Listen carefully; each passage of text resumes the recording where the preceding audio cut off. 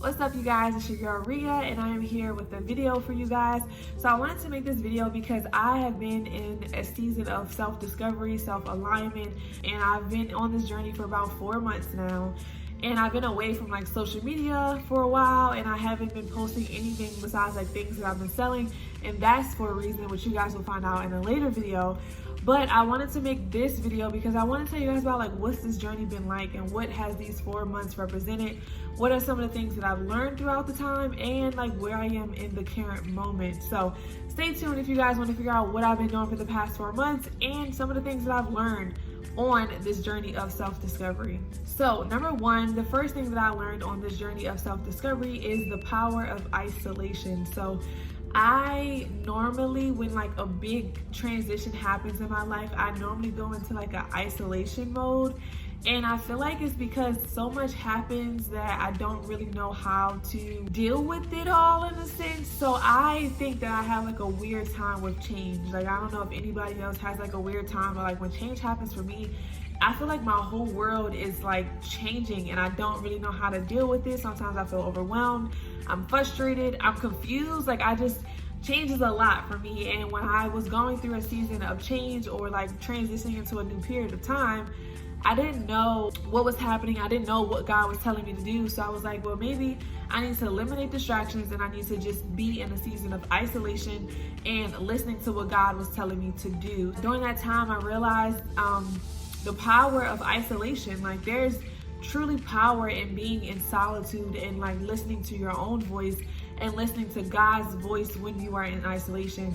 And a lot of people may see isolation as the fear of being alone, but I feel like when you learn how to be alone with yourself, you learn how to truly discover what you want and the things that you truly want in life, because you're listening to yourself. You're not listening to like the outside sources that could tell you what you want or who you are and things like that. During this time of isolation, I've had some like traumas come up. I've had some things that I've learned that I haven't fully healed from or dealt with during that time.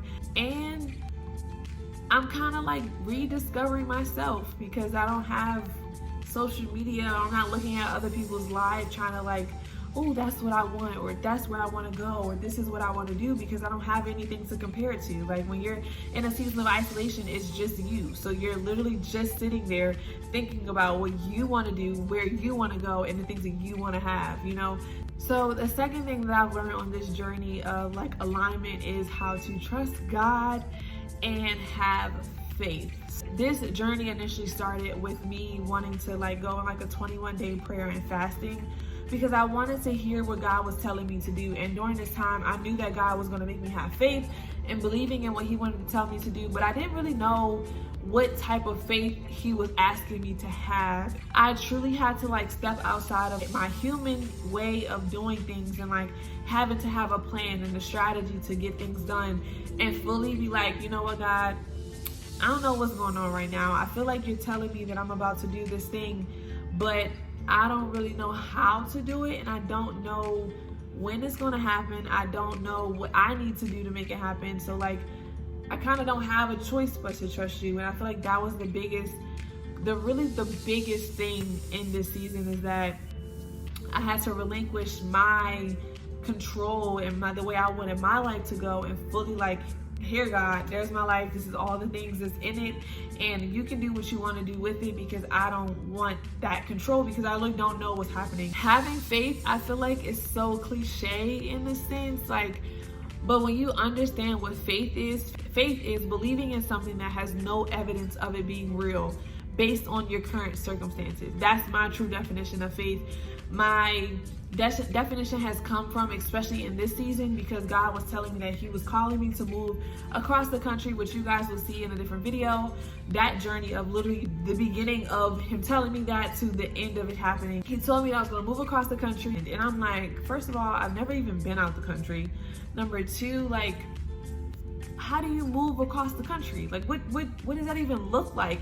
Where do I start? Like, do I get a passport? Like, I had no idea like how that was going to happen. And God gave me like a list of things that he wanted me to do to show him that I believed in what he told me was going to happen. So I had a whiteboard and I wrote down these things that like I felt like he was telling me to do. And when I would do them, first of all, they were sitting on the board for a minute, because I'm looking at the board like, why would I be doing this? Like, why would I be learning this language? Why would I be getting these passports? Why would I be packing up my apartment to leave? Like, what? Like, can you at least tell me where I'm going first before I do these things? And I realized that was the journey of faith, is not having the real evidence that I'm actually moving or actually doing something, and fully believing that God was going to make it happen if he was calling me to do those things. So you guys will see that entire process of him telling me a word and then us actually living out the word. But I realized that faith was like it was the number one thing for this season, because I truly had to like relinquish what I wanted and fully believe in God's will and God's plan for my life. So the third thing that I learned on this journey is how to trust myself. And I don't think I've ever had to like trust myself, where I never really knew how to trust myself because I didn't know what that meant. But I actually had to learn how to trust myself and trusting the decisions that I'm making. Like when God was calling me to get out of my lease and we literally did not have a contract to go across the country, it was more like, well, I trust that if God told me this thing, God he wouldn't tell me to do this big step and it not be glory on the other side of it. So like I had to learn how to trust myself through the process of trusting God, because yes, you're trusting God, but you have to trust that you are truly hearing from him, because if you doubt that you're hearing from him, you will have doubt that the thing that he's telling you to do is something that you should do in the first place. So I had to learn how to like believe in me. Like I've believed in myself in different areas, like believing I could become a real estate agent and believing that I was going to be a mom and things like that. But like it's different when it's not a position that you have to take to believe in yourself. It's different when you have to believe that you are making the right decision simply because God told you that you're making the right decision in the face of other people that don't believe you're making the right decision, you know? So you have to trust you when no one else trusts you. I'm still learning how to trust myself, but I've definitely learned what it means to trust myself by trusting in God and trusting that I will fulfill the things that God has told me to do simply because God told me to do them. So the fourth thing I learned on this journey of like self-discovery is not to panic. Don't panic. And shout out to Sean. He is like, he's just the best. Like God really placed him in my life to like be my wise counsel. He really taught me in this season not to panic. Like take a moment and breathe. Like truly breathe and don't allow your emotions and what's happening in that moment to change your mind about what God said. And I realized that not panicking is taking a moment and breathing and realizing that yes, right now in this moment, something that might be happening that is contradicting what God told me, but you kind of have to breathe to get realigned with God, to realize that the thing that God told me hasn't changed. God hasn't changed his mind. God didn't speak it. It's just the circumstance that I'm standing in right now is the thing that's making me believe otherwise. I learned that through him, number one, telling me like, don't panic. Like you are okay. Like it's gonna be okay. Don't panic. Breathe for a moment. And when I did that, even Terry, like we had a season, we had during this time a season of like the prayers being answered and a lot of like emotions and feelings like, wow, what we just prayed for is literally in front of us. And he also had a season of panicking, like, it's panicking is real. Like it's a real thing that really happens, and you really can like destroy some things when you just panic.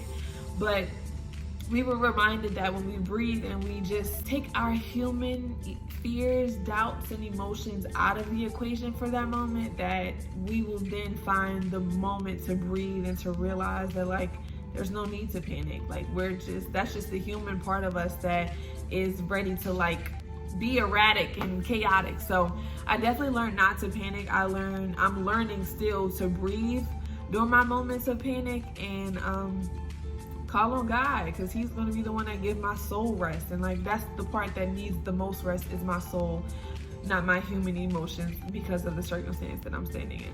So the fifth thing that I found out during this season, or I've learned during this season, is to surround yourself with people of wisdom. And that has been very important for me, especially. I really can't have everybody in my space and circle because not everyone understands me.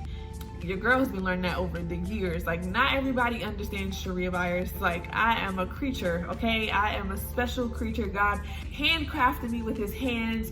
There's a lot that goes on with me. Emotional things, mental things, physical things, a lot of things that happen for me, and I'm very unique, and like, not everyone can understand me, not everyone can handle me. So I truly needed to have people around me that understand my human emotions and understand my human way of doing things, but then also understands my soul and understands like why I live and the things that I truly want here on earth. So with me surrounding myself with people that are aligned with those things, or at least just understand me being those things, it helped me get recentered in my moments of panic. Shout out to Sean and Joy, because they definitely are some people that I consider like my wise counsel. Like, they are very wise and they give me wisdom because I need it sometimes. Like, being a 22-year-old girl with a family and a career is like, it's a lot, okay? It's a lot. It's stressful sometimes, it's frustrating, it's overwhelming sometimes, even down to having a partner, like a man that like you're trying to do life with. Like, that is a lot. Like, I've never had a healthy relationship before, so it's kind of hard to know how to not be unhealthy and to be healthy. The whole thing of every role that I have to wear in this life is a lot, and I'm grateful that I have people in my life that are able to give me counsel, advice on things that I only can learn through experience. And because they've been in it and they've been through some things, wise counsel is something that you definitely need. And I say wise counsel because it's very important to be surrounded by people that are wise. You shouldn't surround your people with fools, because then you'll be a fool, or you'll at least seek fool counsel and then you'll be doing the foolish things that you're listening to. So I say wise counsel because I want to live a life of wisdom. And yes, I'm only 22 and I may have like an old soul because I want to be wise. I desperately desire wisdom because that's how I'm not going to make foolish mistakes and foolish decisions. Okay, so another thing that I learned is how to meditate. So meditation is like something that I've heard to do, and I've in this season have learned to explore it. So when I say meditate, I really just type in on YouTube morning meditations, and I can drop the link of who I actually listen to meditate. But I just literally, I used to sit on my yoga mat, but like, I don't like sitting like that. It feels weird to me. So I lay on my bed. First thing I wake up, I like say my prayers, I get Lila ready for daycare, and then I have my moment of me time, and that's where I feel like I get really aligned with myself. And like, meditation has truly like, I feel like it's giving me like an inner power, because I'm learning how to align with myself, but I also take that time to align with God. During the morning meditation, she'll have like a time where she just has like the background music playing, and then you're supposed to like go deeper and like go into your own mind. And during that time, it's just the time that I pray. It's like the time that I invite God into my spirit, that I'm filling myself up with God and his wisdom and his knowledge and his vision for me, so that when I have my moments throughout my day where I'm overwhelmed or like I'm tired and like Lila's getting on my nerves or Terry's getting on my nerves, I'm able to like breathe and then close my eyes and get into that, like, I call it like my sacred mode, like my sacred mode of like being in tune with God and reminding myself of the power that I created in the morning. And meditation has truly been a blessing for me. Like, it has definitely stopped me sometimes from feeling overwhelmed. Another thing that I do now is like, when I'm feeling like really overwhelmed, is I would get in the shower. And like, the shower is kind of like my safe haven where I can like rinse off like all of the stress and the pain and overwhelming feeling of my day or my thoughts. Like, I'm a really deep thinker, so like sometimes I just need to like rinse myself off from my thoughts. So I'll get in the shower and just like rinse that off of me. Number 7 is how to talk back to the enemy. And let me just tell you, that has been a tool that I've learned, and I'm still learning. I've been learning how to talk back to him. So like, when I wake up and I meditate, I literally look at the wall, or I look at the ground, because I feel like he's beneath me, or he's just like staying still So like, that's just my representation. So I like look at the ground and be like, you have no place here. You don't know me. You have no control over my fears and my emotions. And I'm a child of God. So literally, I don't have the spirit of fear in me, and I lack nothing. I kind of treat him as if he's that person that's like walking around just waiting for me to fail and waiting for me to give up. So like, I've been learning the power of seeing him as a person, because when I see him as a person, I see him as a real threat to my greatness. And you can't have that. Like, I'm 22. I got so much more to do in this world, in this life, that like, I'll be damned if I let him take any of that away from me. So those are gonna be the 7 things that I have learned throughout the journey. And there are some things that I'm still learning throughout the journey. And the first one is self-love. Like, I'm really learning how to love Sherea, especially with now having a family. I feel like it's kind of hard for me to get some Sherea time in there. And especially having a man, sometimes I really want like that overly affection from him, and I love from him. And I feel like God's been telling me during this time, like, you kind of got to learn how to love you too, because sometimes he won't be there, number one, because he plays basketball.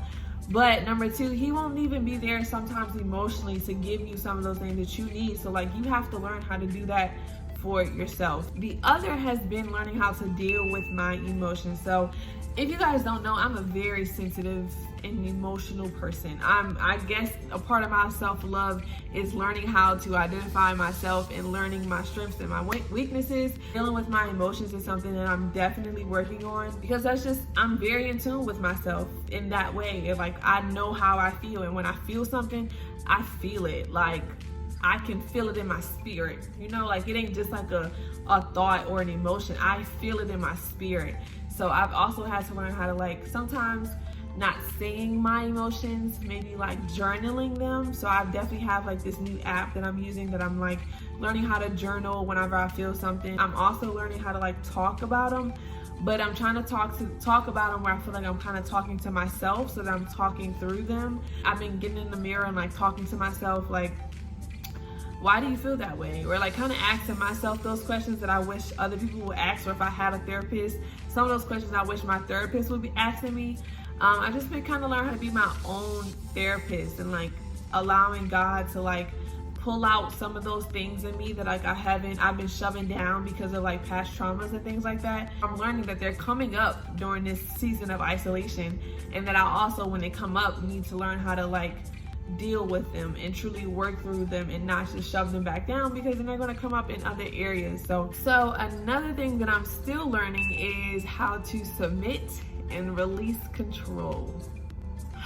So if I'm honest, I have a problem with submission and releasing control in my relationship with God and my relationship with my man.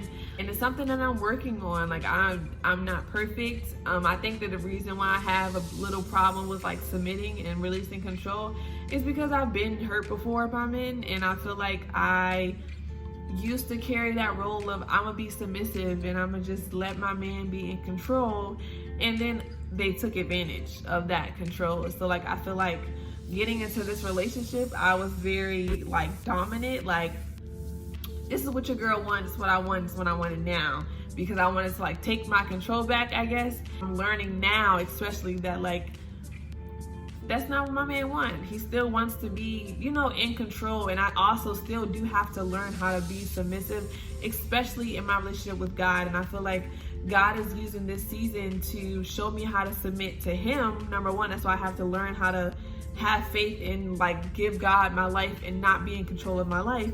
And then on the other end, not just with God, but also with my man, and like learning how to like give him some of the control, because like, that's what God wants me to do. So, and it's just so funny, because the day that I realized that I have a problem with submission is the next day my man was like, that's something that he wants me to work on. It's like releasing some of my control. So it's just funny how like I'm in this season of like realizing some of the things I like, and like discovering myself and things I don't like. And then God will use my relationship with him as an example, but then also my relationship in my actual relationship with my man, to show me some of the things that he wants me to do in real life. So submission and releasing control is something that I'm working on, because your girl had to be a strong, independent woman for a minute, okay? So it's kind of hard to like not be that, and then dealing with those traumas where they make you not want to be that anymore, you know? Okay, y'all, and the very last thing that I'm still learning, that I've been learning on this journey, is patience. That word is a very tough, challenging word for me, primarily because I'm really learning patience with my daughter. Like Lila, she is about to be 10 months now, and my baby is the most active baby in the entire world. And that's all cute, it's fun, it's great. But when your girl is tired, your girl is tired. So I have to learn how to have patience with her, and like she's in the cabinets pulling out trash bags and dish pods, all of that. Like it's a lot, and I'm learning to have patience with her. Patience is a good thing, primarily because you'll know how to like, it also goes into that control realm. Like you'll know how to relinquish control because you're being patient for something else. So that's gonna be it, you guys. That's kind of basically all that I've learned in the past 4 months. It has been a journey, to say the least. I consider it like my season of being in the wilderness. When you look back on it, you can see the lessons that he's trying to teach you. So I wanted to make this video to show you guys some of the lessons that I've been learning, or some of the lessons that I learned throughout this period of being in isolation and going through a season of being in alignment with God. So I hope that this video helps you guys. If you ever are going through a season of like being in the wilderness, or not fully knowing like what you're going through, realize that God doesn't call you to it just to call you to it. He only calls you to it so he can call you through it. And although you may be in that season of like discovery or confusion or isolation, God has a plan. He literally doesn't do anything without a plan. And although you may not be able to see the plan, God has a plan. So truly believe and trust in God. And literally, I'm telling you, the best part about this journey for me was just handing him my life and be like, here you go. You can figure out what to do, because I don't want control anymore. I don't know what to do to have complete control over my life, and I would rather you take control, because you're the God of the heaven and the earth. So I know that if I give it to you, I'm in good hands, and I know that you'll give it back to me in tenfold. And when I tell y'all, when I made that decision to give God my life as a 22-year-old girl from Baltimore, a real estate agent with the baby girl and with the man, when I tell y'all see on my other video what he did when I gave him my life, you'll be like, what? I'm telling you, when you turn it over and be like, here, God, do whatever you want to do with it. And when you tell me what to do, I'm going to trust you, and I'm going to do the steps that you're telling me to do. I'm telling you, God will give it back to you in tenfold. I am evidence. Y'all. So like, believe him, trust him, like go on that journey of self-discovery, eliminate yourself from the world, like get in tune with yourself, because I'm telling you, that's where your power is going to come from. You literally can't show up for other people if you don't understand the power that's in you. Meditate, talk to God, pray, go in a season of isolation, because I'm telling you, that's where God does the best work, is when you're away from the world, when you're not all flashy and in front of everybody. He does the best work when he calls you and you in that room by yourself, or you in the bathroom on the floor crying. That's where he does his best work. So I wanted to make this video just to show you guys like what I've been through, and that I'm here. So like, I know I've gotten through it, and I know that everything I've been through has been for a reason, and it's because it's a testimony. So I'll see you guys soon.